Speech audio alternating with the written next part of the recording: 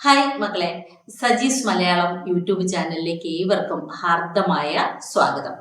ഇന്ന് നമ്മൾ ഈ ഒരു വീഡിയോയിലൂടെ പറയാൻ ഉദ്ദേശിക്കുന്നത് ഏത് സമയമാണ് പഠനത്തിനായി തിരഞ്ഞെടുക്കേണ്ടത് എന്നുള്ളതാണ്.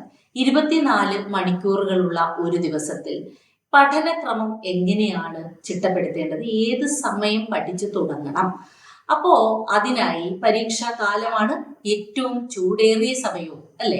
അങ്ങനെ പരീക്ഷാ കാലത്തിൽ മാനസികമായി ഏറെ ടെൻസ്ഡ് ആയിട്ടുള്ള ഒരു ഉദ്യോഗാർത്ഥിയെ സംബന്ധിച്ചിടത്തോളം സിലബസ് എല്ലാം തീർക്കാൻ സാധിക്കുമോ? കൃത്യമായ കാലയളവിൽ പഠനം തീർത്ത് റിവിഷൻ ചെയ്യാൻ സാധിക്കുമോ? പിന്നെ വീട്ടിൽ നമ്മൾ ഉൾപ്പെടുന്ന സമൂഹത്തിൽ ചെയ്യേണ്ടുന്ന കാര്യങ്ങൾ, ഇതെല്ലാം കൂടി ഒരു ബാലൻസിങ് ആണ് പഠനത്തിലേക്ക് കൊണ്ടുവരേണ്ടതല്ലേ. അതിനായി എങ്ങനെ പഠിക്കണം, ഏതൊക്കെ സമയങ്ങളിലേക്ക് വരണം എന്നുള്ളത് അടുത്തൊരു വീഡിയോയിൽ പറയാം. പക്ഷെ നമ്മൾ ഒരു ദിവസത്തിൽ എപ്പോൾ പഠിച്ചു തുടങ്ങണം, ഏറ്റവും അനുയോജ്യമായ സമയം ഏത്? വേദങ്ങളിലും പുരാണങ്ങളിലും ഒക്കെ പറയുന്ന ഈ മാത്രയുണ്ട്, അതായത് സമയത്തെ തന്നെ ചിട്ടപ്പെടുത്തിയിരിക്കുന്ന ഒരു മാത്രയുണ്ട്. അത്തരത്തിലുള്ള ഏറ്റവും പ്രധാനപ്പെട്ട മാത്ര, ആ സമയക്രമം എന്ന് പറയുന്നത് ബ്രഹ്മമുഹൂർത്തം അഥവാ ബ്രാഹ്മമുഹൂർത്തം എന്നറിയപ്പെടുന്ന സമയമാണ്.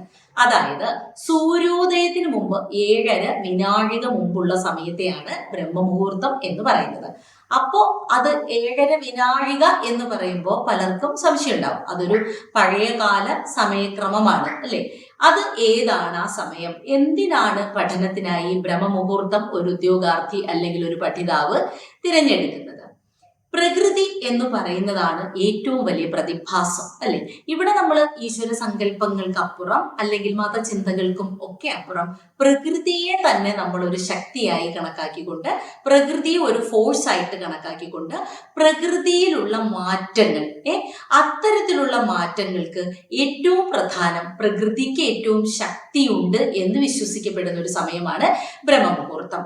ഇനി ഒരു ഉദ്യോഗാർത്ഥിയെ സംബന്ധിച്ചിടത്തോളം തന്നെ ഒരു ദിവസം നീണ്ടു നിൽക്കുന്ന അലച്ചിലും കഷ്ടപ്പാടും പഠനവും എല്ലാമായി മാനസികമായും ശാരീരികമായും ഏറ്റവും വീക്കായിരിക്കുന്ന സമയമാണ് രാത്രി സമയം. എന്നാലും നമുക്ക് ആ ജോലി നേടുക എന്നുള്ള അതിയായ ആവശ്യം നമ്മുടെ ഉള്ളിലുള്ളത് കൊണ്ടാണ് നമ്മൾ നമ്മുടെ ശരീരത്തെ നോക്കാതെ, മനസ്സിന്റെ ടെൻഷന് നോക്കാതെ കാര്യമായി പഠിക്കുന്നത്. പക്ഷേ ഏറ്റവും റിലാക്സ്ഡ് മൂഡാണ്, അല്ലെങ്കിൽ ശരീരം റെസ്റ്റ് ചെയ്തതിന് ശേഷം മനസ്സിൽ മറ്റ് ചിന്തകൾക്കൊക്കെ ഒരു വിരാമം ഇടുന്ന സമയമാണല്ലോ ഉറക്കം. അത് കഴിഞ്ഞ് നമ്മൾ ഉണരുന്ന സമയം. നേരത്തെ പറഞ്ഞിരുന്നു സൂര്യോദയത്തിന് മുമ്പ് 7:30 വിനാഴിക മുമ്പ് എന്ന്. അതായത് 3:30 മണി സമയത്തെയാണ് നമ്മൾ 7:30 വിനാഴിക മുമ്പ് എന്ന് പറയുന്നത്. എത്ര പരീക്ഷ ചൂടാണെങ്കിലും 3:30 മണിക്ക് എണീൽക്കുക എന്നുള്ളത് നമ്മളെ സംബന്ധിച്ചിടത്തോളം ഒരു ഭഗീരഥ പ്രയത്നമാണ്. അപ്പോ അങ്ങനെയുള്ളവരെ സംബന്ധിച്ച് 3:30 തന്നെ എണീൽക്കണമെന്നില്ല, 4 മണിക്ക് എണീറ്റാലും മതി. 5:30 മണി വരെയാണ് ബ്രാഹ്മമുഹൂർത്തം നിലനിൽക്കുന്നത്. സൂര്യോദയം എന്ന കൺസെപ്റ്റിന് എന്താണ് പ്രത്യേകത? ഒരു രാത്രി നമ്മൾ ഉറങ്ങാൻ കിടക്കുമ്പോൾ പുരാണങ്ങളിലും വേദങ്ങളിലും പറയുന്ന ഒരു കാര്യമുണ്ട്, ഒരു പകുതി മരണം തന്നെയാണ് ഉറക്കം. നാളെ നമ്മൾ ഉണരും എന്നുള്ളതിന് ഗ്യാരണ്ടി ഒന്നുമില്ല. പക്ഷേ പിറ്റേ ദിവസത്തെ സൂര്യോദയം കാണാൻ പ്രപഞ്ചശക്തി നമ്മളെ അനുവദിച്ചിട്ടുണ്ട് എങ്കിൽ അതിനൊരു നന്ദി കൂടിയാണ് ബ്രാഹ്മമുഹൂർത്തത്തിൽ എണീൽക്കുക എന്നുള്ളത്. കാരണം ആ ഒരു സൂര്യോദയം നമ്മൾ കാണണം എന്നുള്ളത് തന്നെയാണ്. പലരും സൂര്യോദയത്തിന് ശേഷമാണ് ഉറക്കമെണീൽക്കുന്നത്, അല്ലേ? 8 മണി 8:30 മണി സൂര്യൻ ഉദിച്ചൊക്കെ കഴിഞ്ഞതിന് ശേഷം. ശരിക്കും നമ്മൾ രാത്രി ഉറങ്ങി എണീൽക്കുമ്പോൾ പ്രപഞ്ച ശക്തിയോടുള്ള ഒരു നന്ദി സൂചകമായി സൂര്യോദയം നമ്മൾ കാണണം എന്നുള്ളതാണ് പഴയ വേദങ്ങളിലും മറ്റും ഋഷിമാരും മറ്റും പറയുന്നത്. ഈ ഒരു അല്ലെങ്കിൽ ഋഷിപ്രോക്തം എന്ന് പറയും, ഋഷിമാരാൽ പറയപ്പെടുന്ന കാര്യത്തിന്റെ ഒറ്റപ്പദമാണല്ലോ ഋഷിപ്രോക്തം.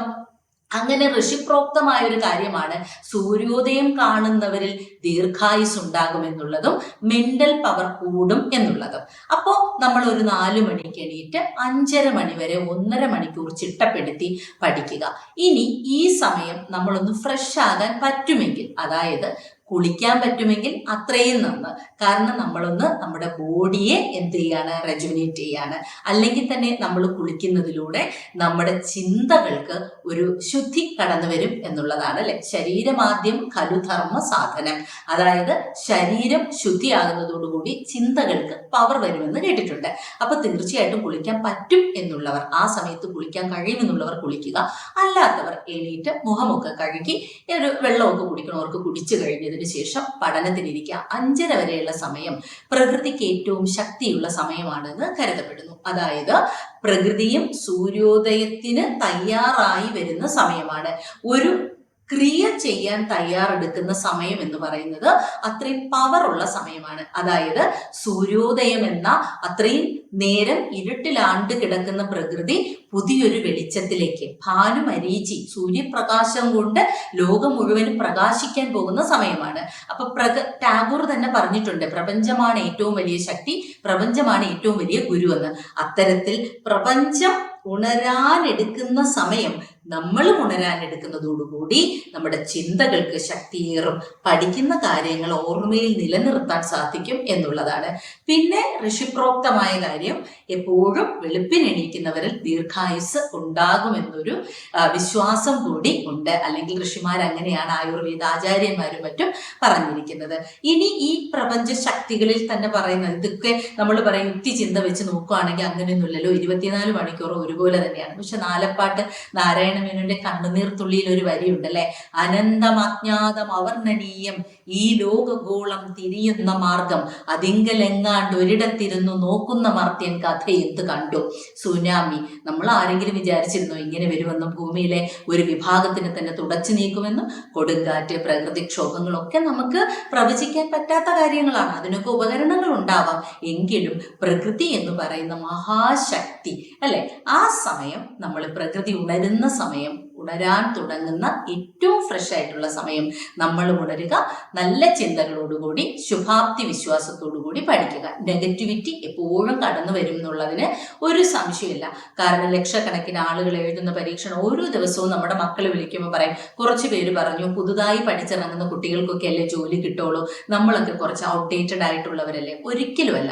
നമ്മുടെ ചിന്തകൾ, വായന, നമ്മൾ പരിശീലിച്ചു വന്ന കാര്യങ്ങൾ, നമ്മൾ എഴുതിയ പരീക്ഷകളുടെ അനുഭവ സമ്പത്ത് ഒക്കെയും നമുക്ക് എന്താണ്, ഈശ്വരൻ തന്ന ഒരു അനുഭവമായി കരുതി പുതിയ കുട്ടികളോടൊപ്പം നമ്മളെ കൊണ്ടും കഴിയും എന്നുള്ള ചിന്തയിൽ നമ്മൾ എന്ത് ചെയ്യുക, പരീക്ഷയ്ക്ക് നന്നായി പഠിച്ചു പോകുക എന്നുള്ളതാണ്. പ്രപഞ്ച ശക്തിയിൽ വിശ്വസിക്കുക എന്നുള്ളതാണ് ഏറ്റവും പ്രധാനം.